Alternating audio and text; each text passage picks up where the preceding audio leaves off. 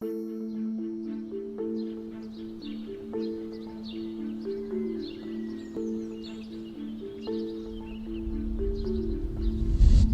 should you change in the way in who you are in order to succeed in this new role? Shaping perception Yeah, with the different stakeholders, shaping perception to the businesses, yeah, people in Brunei, that although we are a small nation, yeah. there are a lot of changes we can make, and here are the wins that we have in Brunei and outside Brunei, and let's think even wider. Yeah.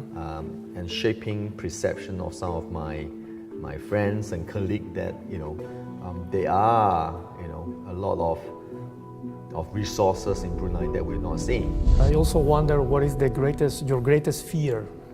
The greatest fear? Yeah. The greatest fear is that I did a bad job, and the negative impact is not just on myself. Your greatest fear in general is about not living a fulfilling life. Is that true? That is true. Greatest fear is that we live through our entire life and realize that the whole life will be in 2 of those squares, and leaving the 8 others untouched. And like, damn, I walked through this 80 years or 60 years, depends on how lucky we are. What happened to the rest of the 8? Damn, I lived my whole life in these 2 boxes, and there are 8 other boxes. So that's generally my greatest fear. Okay, Soon. So you lay down on the carpet, and for a minute, you are going to be in silence.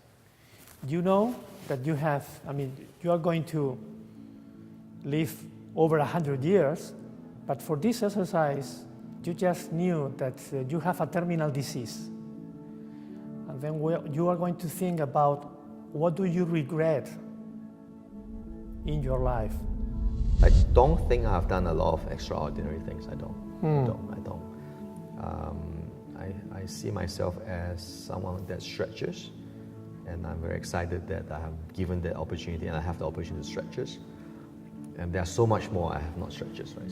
So when you say I've done a lot of extraordinary things, I look back and go, yeah, it's okay. There's so much more I've not quite gone yet. So that's the first thing. The second thing is why is there so much fear of not having done enough, right? I think, and it came up a few times already so far. When I was young, I saw a good friend of mine get drowned in front of my eyes. Yeah. And when he was drowned, at that moment, I just realized that and stood there and go, wow, his whole life is, wiped out. Face turned purple, then turned black up.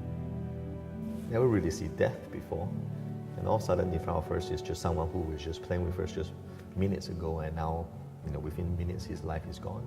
And I realized his life is just dead, and there's so much things that he have not done, and the next thing you know, he's gone.